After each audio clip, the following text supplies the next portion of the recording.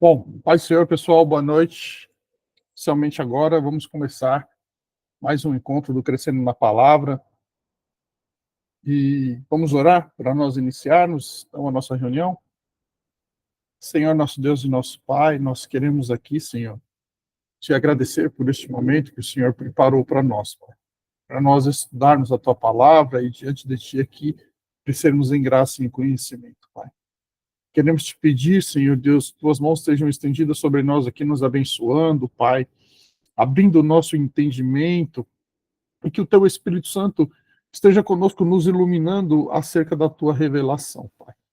Senhor, que a tua palavra seja escrita com letras de fogo e de ouro nas tábuas dos nossos corações, e que não sejamos somente estudantes, leitores e ouvintes, mas que sejamos praticantes da tua palavra. Dá-nos sabedoria, Pai, para colocarmos em prática tudo que nós estudarmos e tudo que nós aprendemos, Pai. É o que nós te pedimos, Senhor, em nome de Jesus. Amém. Bom, pessoal, vamos lá então. Hoje nós vamos estudar a criação. Nós começamos essa série de estudos aqui, partimos sobre o que era teologia, depois vimos o que era revelação, aí depois partimos para a Bíblia Sagrada. Da Bíblia Sagrada, então, nós vimos Deus, né, e aí Deus, o Pai, depois nós vimos o Filho e depois o Espírito Santo, e por último nós vimos a Trindade. Né? E aí, agora nós vamos entrar então nas obras de Deus. E a primeira obra de Deus que a gente precisa estudar é a criação. Tá? Nós vamos entender aí alguns aspectos da criação, e isso vai ser fundamental para nós depois entendermos a queda e futuramente a redenção.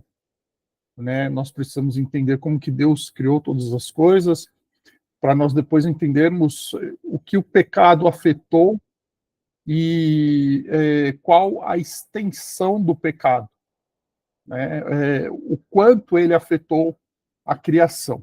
Né? Já adiantando, né? O pecado ele não afetou somente o homem, o pecado afetou a criação como um todo. E por isso nós precisamos entender então a obra do Senhor, como ele criou todas as coisas, para nós vermos a extensão do pecado e na redenção a gente poder ver o que foi que Jesus fez e aí também a extensão da obra de Cristo. Então, eu vou começar a projetar aqui para vocês. Espera, deixa eu só abrir que está fechado.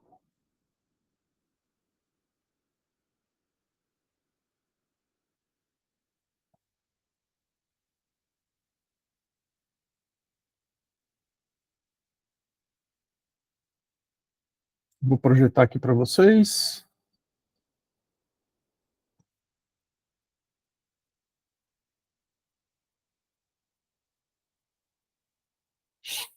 Prontinho. Tá aí, vamos lá. Bom, eu quero começar, esse nosso encontro hoje, trazendo já de início uma definição sobre criação. Não uma definição, né? Porque a gente não pode dizer assim o que é a criação, né? Mas eu quero trazer uma citação do Wayne Grudem, que ela vai sintetizar para nós um pouco não, muito daquilo que nós vamos estudar. O Wayne Grudem diz assim: Deus criou todo o universo a partir do nada. Ele era muito bom em sua forma original. E ele o criou para a sua glória. Então, Deus criou todo o universo a partir do nada. Ele era muito bom. Ele quem? O universo. Era muito bom em sua forma original. E ele quem? Deus o criou para a sua glória. Então, nós vemos que Deus criou o universo a partir do nada para a sua glória e que, na sua forma original, o universo, ou seja, a criação era muito boa. Né? Quando nós vamos para Gênesis capítulo 1, nós vemos lá que a Bíblia diz assim, e viu Deus que a sua criação era era boa, né? E aqui, pessoal, já tem já de cara um conceito muito importante para nós. Porque a criação, ela não era perfeita, tá? O homem, quando foi criado, e a gente vai ver isso melhor quando nós vemos a criação do homem em si, o homem, quando foi criado, ele não foi criado perfeito, porque aquilo que é perfeito não pode pecar, né? Então, quando Deus cria o homem bom. A criação, ela também era boa, e por isso ela foi maculada pelo pecado, ela não era perfeita. Deus é perfeito, Deus não pode ser afetado de maneira nenhuma pelo pecado. A criação não, a criação ela era boa, e por isso ela também foi afetada pelo pecado. Bom, para nós entendermos então um pouco disso, a primeira coisa que a gente tem que entender é que a criação ela foi ex nihilo. Essa é uma expressão latina que diz uma criação a partir do nada, né? Então Deus, ele chama a existência aquilo que não existe, tá? Ele disse haja e houve, pelo poder e pela autoridade do quê? Da sua palavra. E como que a gente entende, então, essa criação ex nihilo, né? A gente precisa ver que antes de Deus começar a criar o universo, nada existia a não ser o quê? A não ser o próprio Deus, tá? Então, Gênesis 1 e 1 vai dizer assim para nós: no princípio criou os céus e a terra, né? Esse princípio de Gênesis aqui, pessoal, não é o mesmo princípio de João, capítulo 1, verso 1. Porque João, capítulo 1, verso 1, ele diz assim, né? No princípio era a palavra, e a palavra era Deus, estava com Deus, se fez carne e habitou entre nós. Aquele princípio de João, aquele princípio lá, ele está falando ali da, de um princípio eterno. Que quando a gente fala de eternidade, a gente não pode falar de princípio. Por quê? Porque a eternidade ela não tem começo, meio e fim. Então, ela não tem princípio e ela não tem fim, né? Por que nós temos essa visão de princípio e de fim, de começo, meio e fim? Porque quando Deus cria todas as coisas, Deus também criou o quê? Deus também criou o tempo, né? E aí todos nós, então, somos regidos agora o quê? Por tempo, né? Só que Deus está fora do tempo, né? Deus, ele está na eternidade. A eternidade não está limitada ao tempo como nós estamos. Por isso que a Bíblia diz que para Deus, passado, presente e futuro são a mesma coisa, né? Ele enxerga todas as coisas, ele vê todas as coisas, ele sabe todas as coisas, ele governa todas as coisas, porque ele está na eternidade. Então, quando Deus aqui fala em Gênesis, no princípio, ele está falando do princípio da criação. Então, em João, nós temos no princípio, ou seja, a eternidade, quando nada da criação existia, porque Jesus não é criação de Deus, né? E esse princípio de Gênesis aqui é o princípio da criação. Então, no princípio, Deus criou o quê? Os céus e a terra. E quando aqui fala de os céus e a terra, aqui está falando do universo. Tá bom, pessoal? Nós precisamos entender que Deus, ele sempre vai trabalhar na sua revelação com a limitação do intelecto humano. Isso quer dizer o quê? Isso quer dizer que quando Deus usa Moisés para escrever o Pentateuco e aí Gênesis, ele não ia falar com que Moisés escrevesse ali, por exemplo, universo, galáxia, né? Por quê? Porque eram conceitos completamente desconhecidos para ele. Então, ele diz assim, ó, os céus e a terra. E aí, quando ele está falando dos céus e da terra, ele está falando assim, ó, Deus criou tudo, né? Porque na visão dele, que era uma visão correta, Deus havia criado tudo. Tudo aquilo que ele podia enxergar e compreender. Hoje, pelo estudo da ciência, nós vemos que nós temos universo, galáxias, né? Então, assim, a gente lê a Bíblia e a gente subentende que quando Moisés usou os céus e a terra, que ele estava falando de tudo. Tá bom, pessoal? De tudo mesmo. Salmos 33, 6 a 9 também vai trazer para nós essa mesma ideia, né? Os céus, por sua palavra, se fizeram, e pelo sopro de sua boca, o exército deles. Ele ajunta em montão as águas do mar, e em reservatório encerra os abismos. Que toda a terra tema o Senhor, que tremam todos os habitantes do mundo. Pois ele falou e tudo se fez. Ele ordenou e tudo passou a existir. Então, olha só, já em Salmos 33, 9, nós temos essa ideia de que Deus realmente criou todas as coisas, mas aqui também tem uma ideia implícita de que ele realmente criou do nada, né? Ele falou e tudo se fez, ele ordenou e tudo passou a existir, né? Vocês já podem ter ouvido falar, se não ouviram, é bem provável que vocês ouçam ainda, que na Bíblia há um verbo, né, em hebraico, bará, que significa criar a partir do nada. Então, eles vão dizer assim, o verbo bará, ele é criado a partir do nada. Porque em Gênesis 1:1 é Bereshit bara Elohim. Bereshit, no princípio, bara criou Elohim, Deus. Né? No princípio, criou Deus. Aí ele diz assim, esse verbo quer dizer que Deus criou a partir do nada.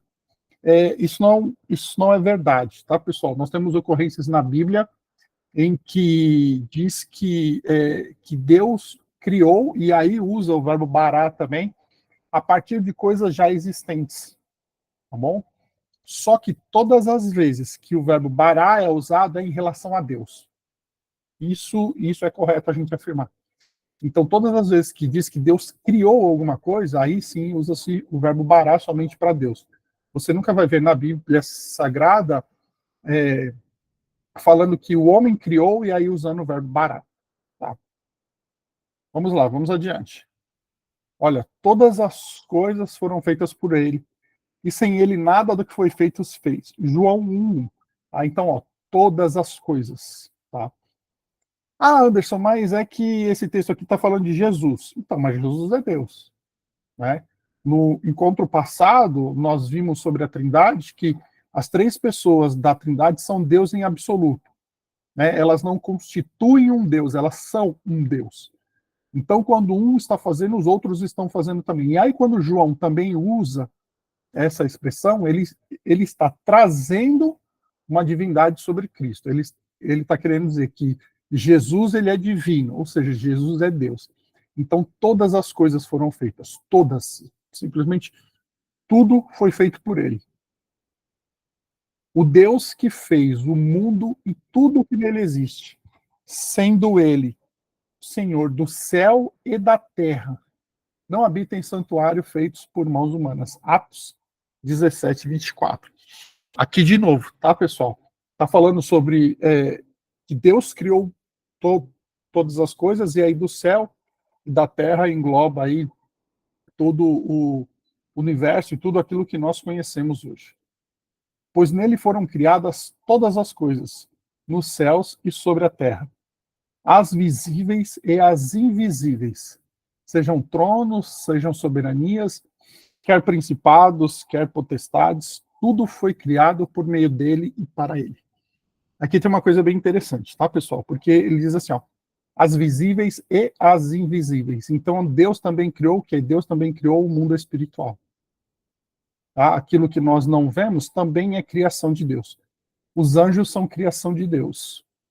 Nós não vemos, né? Mas eles foram criados. Ó, soberanias, principados e potestades, aqui está falando de anjos. Tá? Então, os anjos também foram criados por Deus e nós não vemos. Deus criou simplesmente tudo o que existe. Hebreus 11:3. Pela fé entendemos que o universo foi formado pela palavra de Deus, de maneira que o visível veio existir das coisas que não são visíveis. Quando ele diz aqui que o visível veio a existir das coisas que não são visíveis, é porque as coisas invisíveis, ou seja, o mundo espiritual foi criado primeiro que o mundo material. Tá? E a Bíblia vai dizer para nós, em um outro texto que eu não trouxe para vocês e me esqueci a referência agora, mas vai dizer que as coisas celestiais, ou seja, as coisas invisíveis, elas são sombra das coisas. É o inverso. As coisas materiais são sombra das coisas espirituais. Tá? Isso quer dizer o quê? Que tudo aquilo que é material é baseado no que é espiritual. Né? Nós vemos que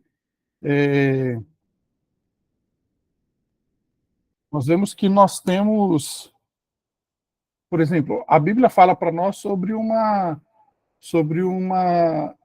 cidade celestial. Né?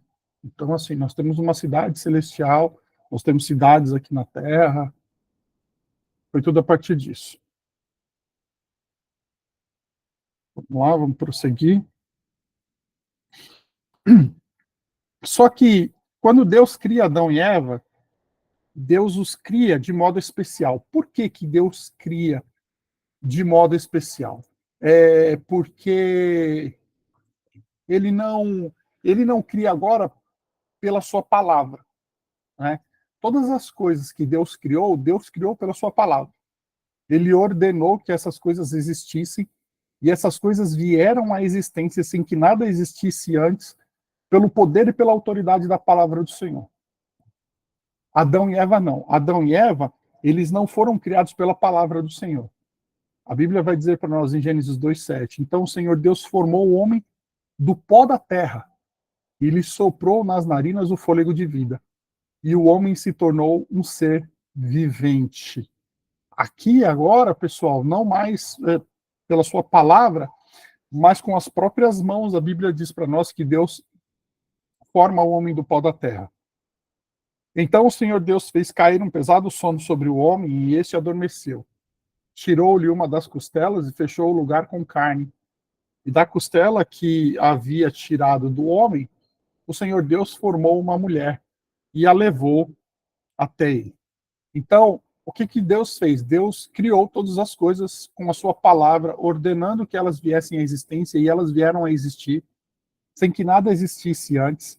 E aí, depois de ter criado todas as coisas, o Senhor vai lá e forma o homem do pó da terra.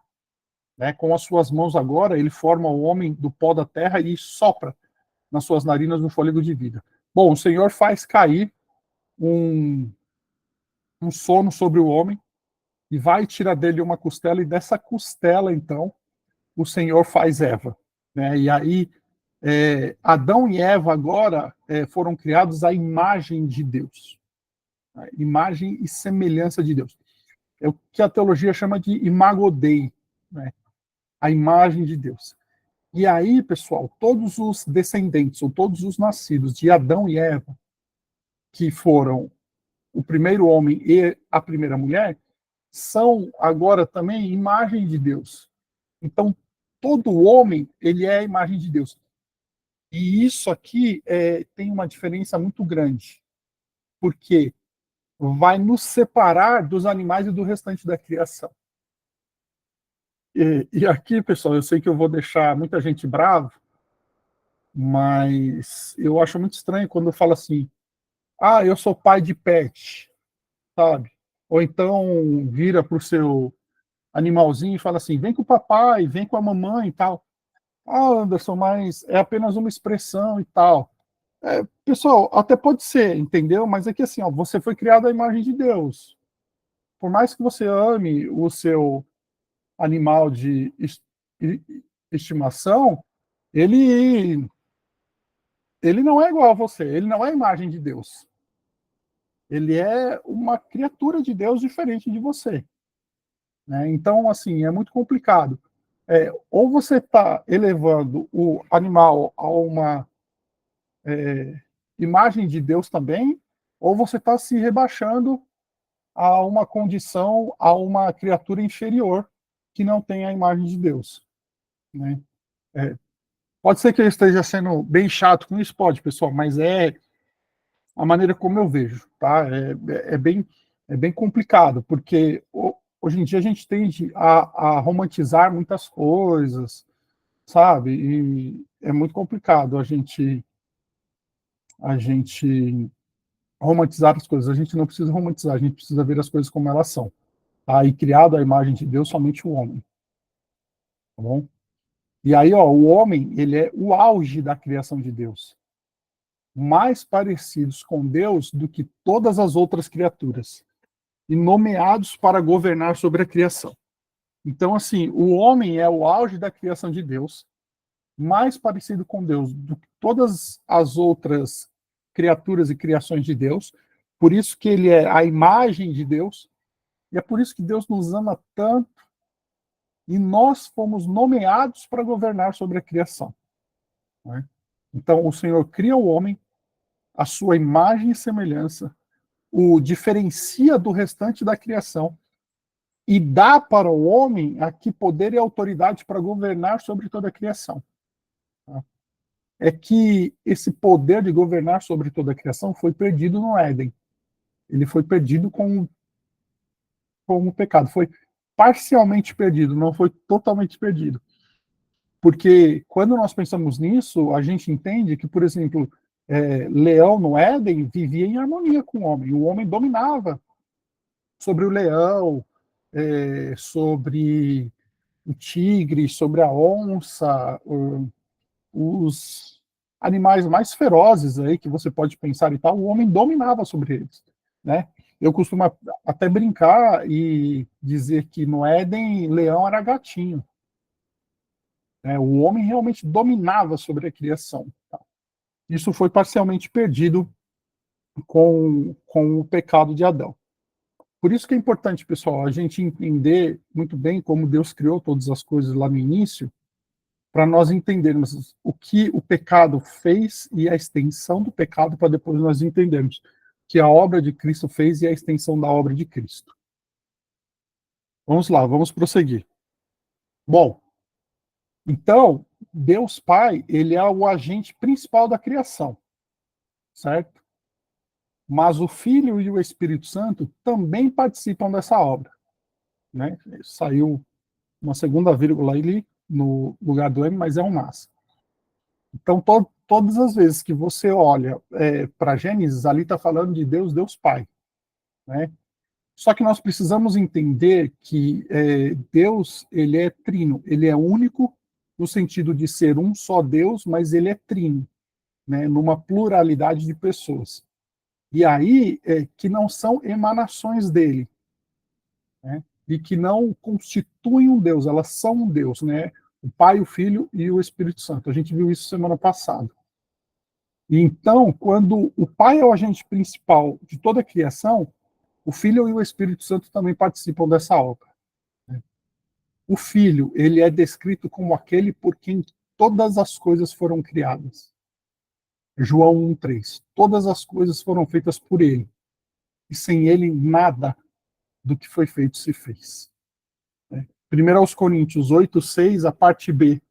E um só Senhor, Jesus Cristo, por meio de quem todas as coisas existem e por meio de quem também nós existimos.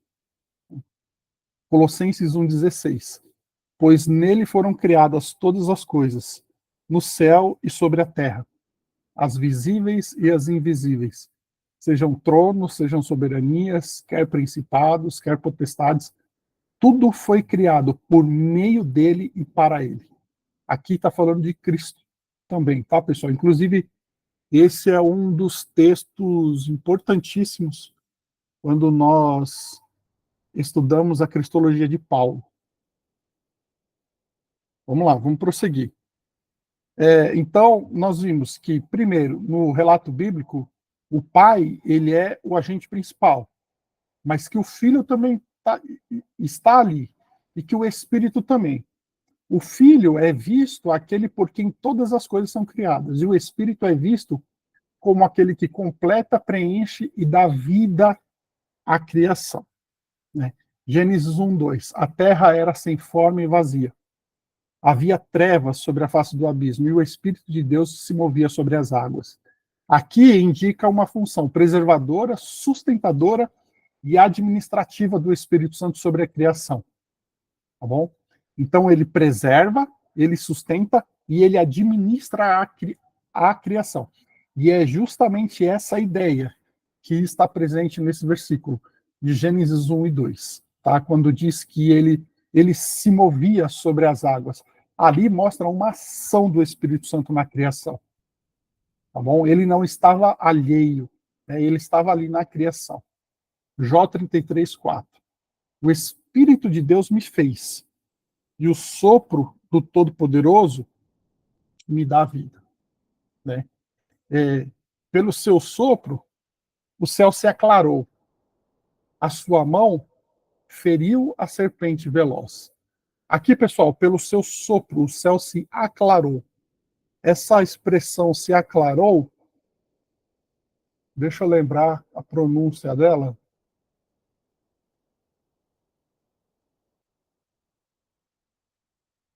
Esqueci, não vou arriscar, senão eu vou cometer um erro grosseiro aqui. Bom, mas é que assim, ó, essa expressão no hebraico, ela traz a ideia de renovo. De renovo por quê? Porque todos os dias são novos, né? Um dia não é igual a outro dia, né? Então, quando diz aqui que o sopro do céu se aclarou, e outra, esse verbo no original, lá no hebraico, está em um grau chamado piel, tá? Esse grau piel, ele traz implícito nele a ideia de uma ação contínua, tá? Uma ação que foi feita no passado, uma ação que é feita hoje, uma ação que ainda se fará no futuro. É uma ideia de continuidade. Então, quando diz que pelo seu sopro o céu se aclarou, quer dizer assim, ó, ele se aclarou, ele se aclara e ele se aclarará. Isso quer dizer assim, ó, que Deus ele renova todos os dias, ou seja, ele sustenta todos os dias, né? O Espírito Santo sustenta todos os dias. O Espírito Santo renova todos os dias, né? Ele está presente na criação, né? Fazendo novo cada dia. Salmo 104:30. Envia o teu Espírito, eles são criados, e assim renovas a face da terra, né? É, aqui, pessoal, eu queria fazer uma pergunta para vocês. Porque é muito interessante nós olharmos para a criação e nós vermos que Deus, ele cria todas as coisas, e no final de todas as coisas ele cria o quê? Ele cria o homem. Você pode ver, quando você lê Gênesis 1, você vê ali que Deus vai criando todas as coisas, diz que a terra era sem forma e vazia, e aí Deus cria primeiro uma coisa, depois ele cria outra coisa, e aí por último Deus cria o homem. E por que Deus criou o homem por último? Eu vou até tirar aqui.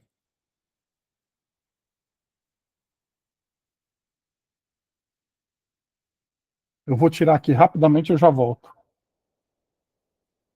Por que Deus criou o homem por último? Ele não poderia criar o homem primeiro, colocar um homem no canto ali, virar para Adão e falar assim: Adão, fica aí um pouquinho, fica vendo que você vai contemplar o meu poder agora. Você vai ver como que eu vou criar todas as coisas. E aí ele começa a ordenar que as coisas venham à existência, e as coisas começam a existir ali, e Adão olhando e contemplando tudo aquilo. Deus não poderia ter feito isso? Então por que ele não fez? Alguém se arrisca a responder? Vamos lá.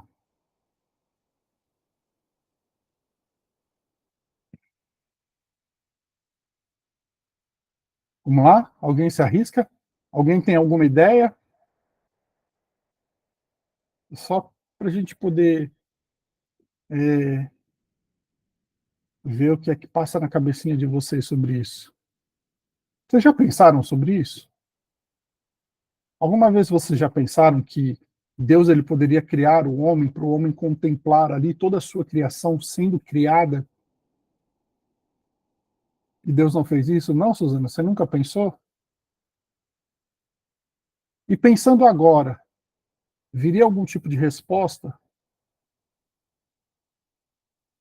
Nunca pensou também, né, Ana? Hum. Pensando dessa forma agora, viria algum tipo de resposta?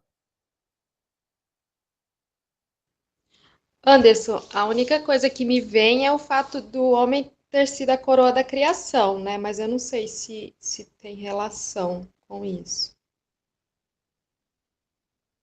Então, mas talvez o homem como coroa da criação não quer dizer que ele que ele seria criado por último. Seria assim, essa é a cereja do bolo, então eu deixo por último para colocar por último. Não, não é essa ideia. Né? A coroa da criação, a ideia que passa para a gente é que Deus ele realmente foi colocado na Terra como representante de Deus para governar sobre todas as coisas. Por isso que diz que é a coroa da criação de Deus.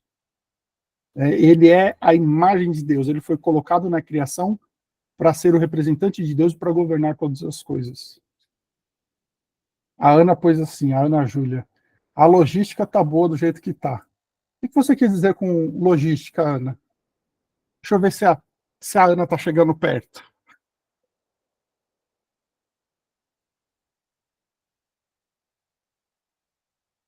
Você pensou em algo também, Gui? Diz aí. Pode falar? Pode, claro. Eu pensei, tipo, que o homem provavelmente não sobreviveria sem as demais coisas, né? Bingo. Por que Deus criou o homem por último? Porque diz que a terra era sem forma e vazia. Aí a Ana está certa também, onde o homem ia ficar. A Bíblia diz que a Bíblia diz que a terra era sem forma e vazia. A gente subentende que o caos reinava sobre a terra, tá? Quando Deus criou primeiro somente a terra, ela era sem forma e vazia. Quando Deus vai criando todas as coisas, Deus vai dando forma e dando conteúdo à criação. E aí ele cria o homem por último, porque ele precisava criar um ambiente onde o homem pudesse crescer e se desenvolver. É o cuidado de Deus. Quando Deus nos chama, quando Deus nos traz a luz do seu evangelho, a nossa vida está o quê? Em caos. E ele faz o quê? Ele primeiro coloca tudo em ordem nas nossas vidas, para que nós possamos crescer e nos desenvolver na presença dele. Vocês estão vendo como isso é bonito? É bonito demais, né? Sou até poético, né? Mas não é poético, é isso. Entendeu? Deus criou um ambiente favorável para que o homem pudesse existir. E aí ele cria o homem e coloca o homem lá. E aí o homem vai e peca e macula a criação de Deus. Mas isso é papo para o próximo, para um outro encontro, tá? Eu vou voltar à apresentação lá. Falta um pouquinho para nós terminarmos. Isso é verdade. Isso explica muito sobre como Deus ele cuida de nós, né? Inclusive é uma coisa que a gente vai ver também depois. Deus sustenta a criação, tá bom? Ele não está alheio à sua criação. Diga, Suzana. Anderson, só aproveitando essa pausa, enfim, né, no que você estava explicando, mas qual que é mesmo eu não sei a palavra correta, mas você explicou que Deus Pai foi o agente principal da criação, né? Uhum. Eu entendi o que você explicou do Espírito Santo, e em relação ao Filho, eu perdi um pouco. É por quem todas as coisas foram criadas? Por meio de quem? Por quê? Porque Deus não criou pela sua palavra. Quem é a palavra de Deus? Ah, O uau. Filho. Né? João escreve e diz assim, ó, no princípio era o verbo. Né? No grego ali, a palavra é logos. Logos, ela pode ser traduzida como verbo, como palavra, como discurso. Né? Então, Cristo, ele era o quê? Cristo é a palavra de Deus. E Deus criou pela sua palavra. Então, Cristo foi por quem Deus criou todas as coisas. Ficou claro? Ficou profundo, obrigada. Beleza, vamos lá então, pessoal.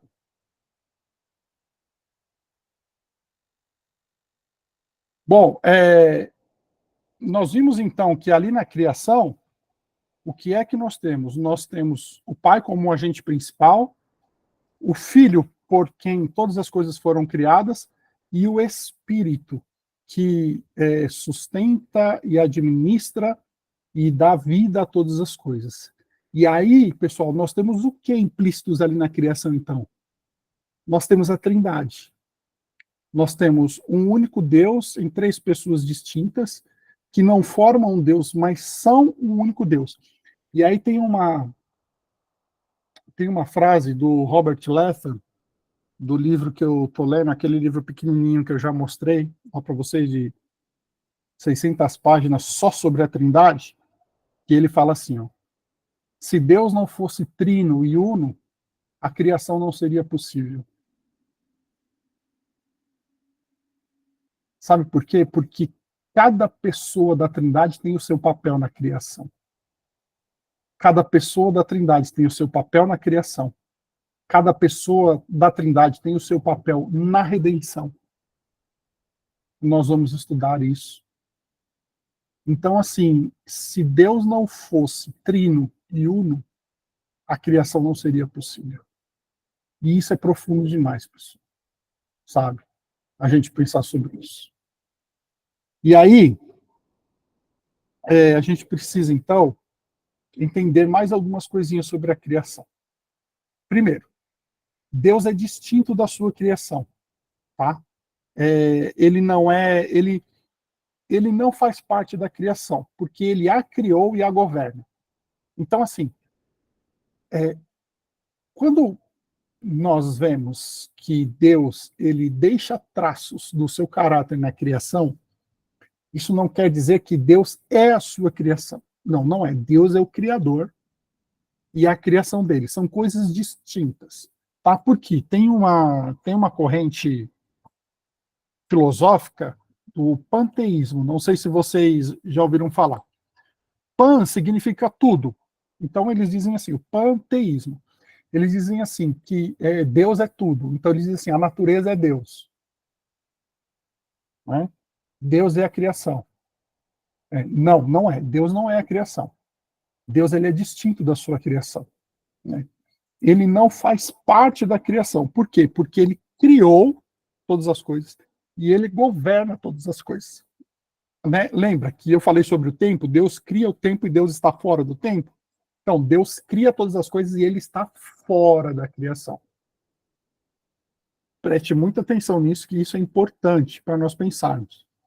Porque depois vai vir um outro conceito que completa esse. Tá bom? E quando a gente olha para Deus e vê que Deus é distinto da sua criação, que ele está fora da criação, a gente diz que Deus é transcendente. Tá? É a transcendência de Deus. Deus é muito maior do que a sua criação.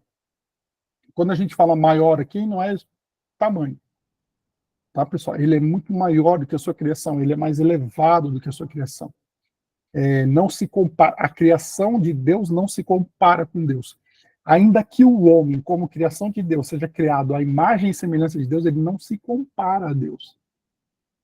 Deus é infinitamente maior. Né? Isso é o que a teologia diz da transcendência de Deus. Deus é transcendente, ele está acima de todas as coisas. Ele está fora de todas as coisas. Preste bem atenção, tem um outro conceito que vem agora que vai completar isso.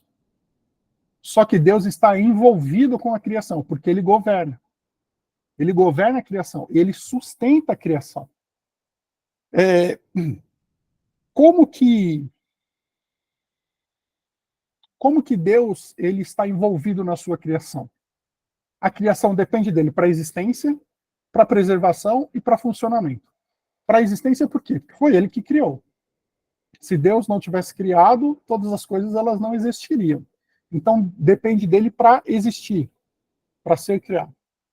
Preservação. Por que preservação? Porque Deus sustenta todas as coisas. Como que Deus sustenta todas as coisas? Por exemplo, se o homem explodir todas as bombas atômicas que existem hoje ao mesmo tempo, talvez a humanidade seja destruída, né? A criação seja destruída. Então, assim, Deus permite que isso aconteça? Não, ele não permite. Então, Deus preserva. Ainda com o homem fazendo tanta coisa ruim, desmatando, poluindo, fazendo tanta coisa, Deus ainda preserva a sua criação. Por que Deus preserva a criação? Porque Deus tem um propósito na criação. Tudo que o nosso Deus faz tem um propósito. O nosso Deus, ele não faz nada, absolutamente nada fora de propósito, né? E a criação, ela vai ser restaurada pelo Senhor. Então, por isso, ele não pode, ele tem que preservá-la, até que os seus propósitos se cumpram. E funcionamento, por quê? Porque também, pessoal, se por exemplo, Deus deixar que o homem destrua o meio ambiente, acaba com a raça humana, né? Então, Deus faz o quê? Deus ainda faz com que a criação esteja em funcionamento, mantendo, ainda que muitas vezes de forma precária, as condições para que o homem se desenvolva e viva, né? Lógico, pessoal, que Deus ele não mima os seus filhos, né? A gente colhe o que a gente planta. Então, assim, se o homem está destruindo a natureza, o homem vai colher os frutos dessa destruição, né? Mas Deus ainda mantém ela em funcionamento. Para quê? Para que a vida ainda seja preservada de alguma maneira, né? E aí, quando a gente fala, então, que ele está envolvido com a criação, porque a criação depende dele na sua existência, na sua preservação, no seu funcionamento, nós dizemos que aí vem o outro conceito que completa o de transcendente. Nós dizemos que Deus é iminente, né? Então, esse Deus que é transcendente, que não é a sua criação, que não faz parte da criação, que criou, governa, ele é iminente, ele está envolvido na sua criação, preservando e fazendo com que ela continue funcionando, né? Deus não é uma divindade abstrata, afastada, sem interesse e alheio à sua criação. Não. Ele está em constante relacionamento com a sua criação. E principalmente conosco, porque Deus se dá a revelar a nós. Ele se mostra a nós. Ele tem um relacionamento conosco. Isso mostra o quê? Isso mostra que ele se importa com a criação dele. Bom, Deus se envolve com a criação, ele está presente na sua criação. Aí, tem 2 versículos aqui para nós pensarmos e refletirmos um pouco. A Bíblia vai dizer para nós em Atos 17, 28, pois nele vivemos, nele nos movemos e nele nós existimos, né? Então aqui você está falando, está falando de criação, está falando de existência, está falando de preservação, está falando de sustento, né? E o outro é o Filho, que é o resplendor da glória de Deus, e a expressão exata do seu ser, sustentando todas as coisas pela sua palavra poderosa. Depois de ter feito a purificação dos pecados, assentou-se à direita da majestade nas alturas. Então ele sustenta todas as coisas, né? Ele está envolvido com a sua criação. Ele é imanente em relação à sua criação. Pessoal, esse foi a primeira parte sobre a criação, né? Vocês vão ver que nós passamos assim passando muito rápido sobre a criação do homem, porque a criação do homem ela precisava estar aqui um pouco mais presente, mas a gente vai ver com maneira um pouco mais profunda e melhor sobre a criação do homem, o homem como um representante de Deus, como a coroa da sua criação, para nós entendermos a responsabilidade que estava sobre Adão como representante de Deus, e nós entendemos a responsabilidade que está também sobre nós como representantes de Deus. Tá? E daí depois vem tudo, o pecado, a extensão do pecado, o que o pecado fez, e aí para a gente ver um pouquinho sobre a redenção também. Bom, a gente tem bastante coisa aí para ver pela frente ainda, graças a Deus, e nós vamos prosseguindo. Pessoal, ficou alguma dúvida? Alguém quer fazer algum comentário? Alguém quer fazer alguma colocação, alguma coisa? Diga, Ana Júlia. Oi, eu posso fazer uma pergunta de algo que eu Claro, ouvi na aula, né? claro que pode. Uma vez eu estava na aula de sociologia do colégio, Hum, e do colégio não, do cursinho, que eu estudei em colégio cristão, né? Então a gente não escutava muito esse tipo de coisa. Mas na do cursinho eu escutei. E eu não sabia como pensar sobre isso. A gente prefere seguir a Bíblia, né? uhum. Mas eu tinha um professor que falava, talvez você vai falar isso na próxima aula, mas é que eu lembrei agora. Ele falava que a Igreja Católica mudou a Bíblia e que eles mudaram para falar que a mulher veio da costela, para dizer que seria uma espécie de carne inferior e tal. É, esse seu professor não era muito crente, não, né? Não, era do cursinho.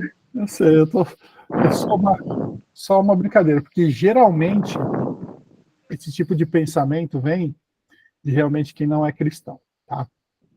O fato de Deus ter criado a mulher da costela não quer dizer que ela é de um material inferior ao homem, de modo algum. Inclusive, a gente vai ver, sim, a mulher para Deus tem o mesmo valor que o homem, tá? Eles têm papéis diferentes, como regentes da criação, como mordomos da criação. Eles têm papéis diferentes, mas valor eles têm o mesmo, Uhum. tá bom? Diante de Deus, o valor é o mesmo. Dizer que a mulher ela foi criada da costela e por isso é de um material inferior, não, isso Por essa interpretação. é, é que sabe por quê? É porque eles vão querer dizer assim. Eu não sei se vocês já ouviram falar de Lilith. Sim, isso também. Isso é um ponto que é É, difícil também de. então, não é difícil de nós entendermos. Porque, assim, a Lilith é um mito que existe de que Lilith foi a primeira mulher de Adão Uhum. e que ela não quis ser submissa a Adão como Deus mandou que Eva fosse. E aí, quando ela não quis ser submissa, ela se revoltou e fugiu. Tá? Grosso modo, tá, pessoal? Sim. Tem mais pormenores nessa história aí e tal. E aí, então, Deus foi depois e criou Eva da costela, porque Lilith tinha sido criada igual a Adão. E aí ela olhou para Adão e falou assim: não, eu sou igual a ele, eu não vou ser submissa a ele e tal. E aí Deus, então, foi e criou Eva da costela para dizer que ela é inferior, que vem de um material inferior. Isso é mitologia pura, isso é para justificar a não submissão feminina, e a submissão feminina tem que ser entendida, tá? Dizer que a mulher é submissa não quer dizer que a mulher é escrava ou que a mulher é uma empregada, não é isso, tá? Nós precisamos entender, a gente vai ver isso também. A submissão feminina tem que ser entendida segundo a Bíblia Sagrada, tá? Porque a responsabilidade maior pessoal, é sempre do homem. Se os homens tivessem noção da responsabilidade que está sobre os ombros dele, quando o Senhor diz que o homem é o sacerdote do seu lar, os homens tremeriam diante de Deus. Tá?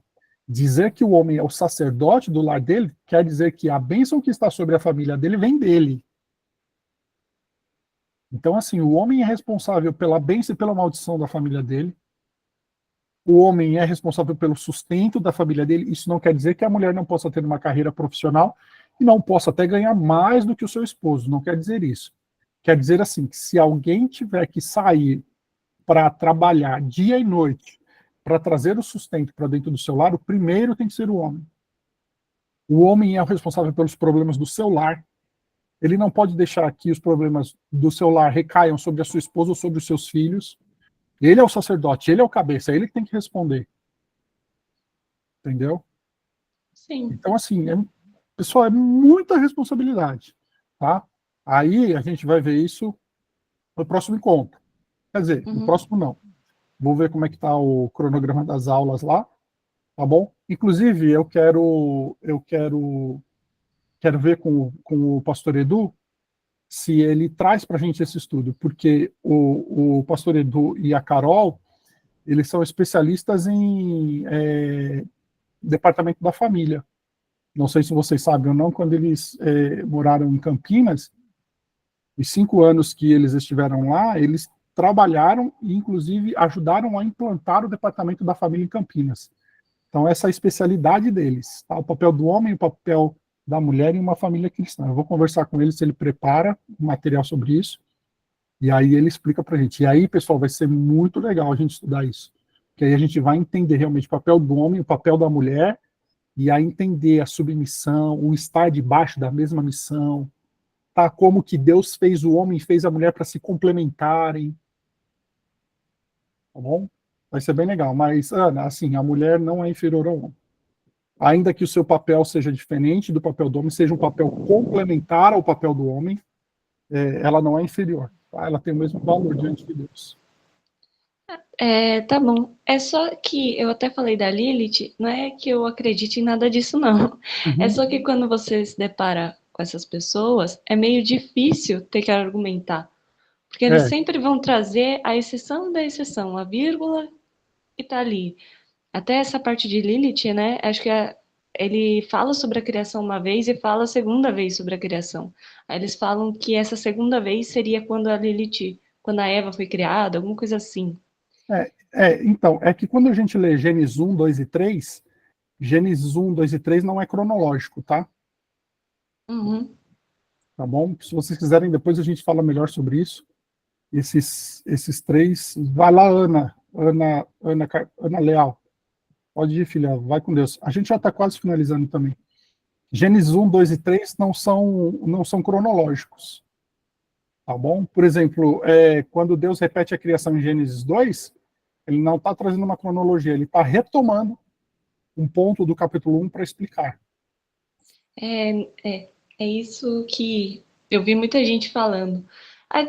É que tem muita coisa, né, na criação que o pessoal tenta puxar. Muita coisa. Tem. E tem outra coisa, Ana Júlia, o que precisa ficar bem claro para a gente, e que é difícil para explicar para eles também, que assim, a Bíblia, ela não é um livro científico. Ela não é um livro biológico, no sentido de explicar a criação do homem. Né? Então, assim, um dia um primo meu perguntou para mim, por que a Bíblia não fala sobre os dinossauros? Eu falei, porque não era propósito de Deus falar sobre os dinossauros na Bíblia. Entendeu? Uma boa resposta. Porque, assim, a Bíblia não é um livro científico. As pessoas esperam encontrar no relato da criação uma cientificidade que não é objetivo de Deus. Entendeu? Uhum. Isso tem que ficar muito claro para nós. É difícil explicar para eles, mas por isso tem uma disciplina dentro da teologia que chama apologética. É bem legal a gente estudar um pouco de apologética para a gente estudar essas questões, porque a apologética vai nos ensinar como debater com essas pessoas. Tá bom? Tá bom. Obrigada. Isso aí. Pessoal, mais alguém quer falar alguma coisa? Perguntar? Colocar algum ponto? Diga, Suzana. Anderson, eu fiquei pensando em relação a essa questão que Deus nos criou a imagem dele, né? E algo que eu sempre falo, às vezes, com as pessoas, que o nosso valor, né? Mas aí eu fiquei pensando, eu tô quase certa que é algo que você vai falar quando falar da queda, né? Como ficou essa imagem, né? Após a queda, sabe?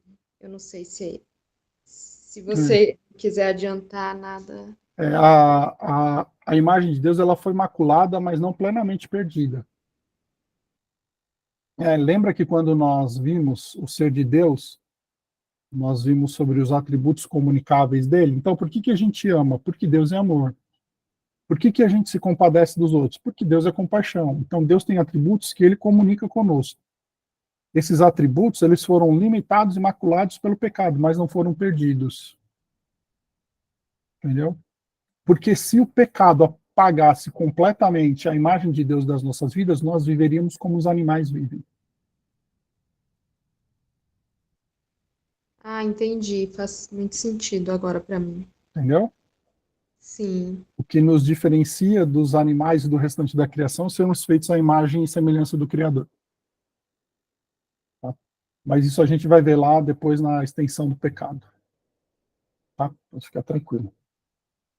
Mais alguma colocação? Mais alguma pergunta? Pastor, Diga, Gui.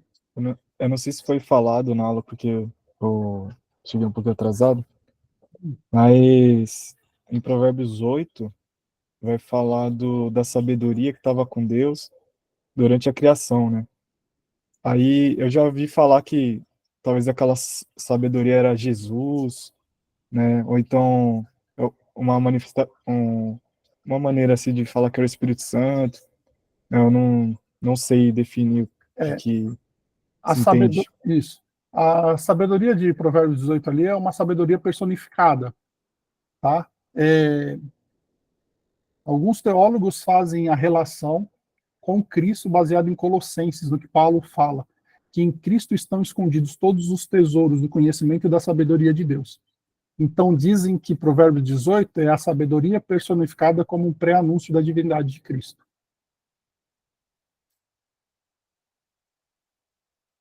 Entendeu? Amém. Pessoal, mais alguma coisa, alguma questão?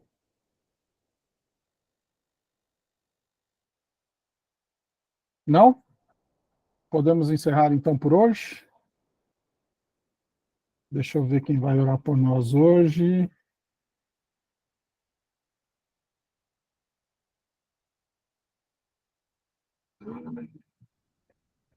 Deixa eu ver. Eu vou pedir para a Vanusa orar por nós. Vanusa está aí ainda? Está online? Sim, pastor, estou aqui. Você ora por nós, por favor, para nós encerrarmos? Uhum. Jesus, te agradecemos por esse momento, Senhor, de compartilhamento da tua palavra, em que podemos aprender cada dia mais de ti e do teu amor sobre nós, que somos criaturas suas, Pai. Oh Deus, agradecemos pela vida do pastor Anderson, por ter esse momento, essa disponibilidade de nos ajudar a entender mais da tua palavra. Abençoe cada um que está aqui nessa live e aqueles que não puderam também estar, mas que possam assistir depois para crescimento do teu evangelho, da tua palavra, e também para transmitir a outras pessoas o nosso conhecimento, que não fique restrito somente aqui, e a gente possa transmitir o teu conhecimento para outras pessoas, Senhor. Nos dê uma noite de paz, uma semana abençoada, e em nome de Jesus, amém. Amém. Pessoal, muito obrigado pela presença e participação de vocês. E que o Senhor abençoe a semana de vocês, que vocês tenham uma noite de sono, de descanso, uma semana abençoada. Obrigado, pessoal. Boa noite.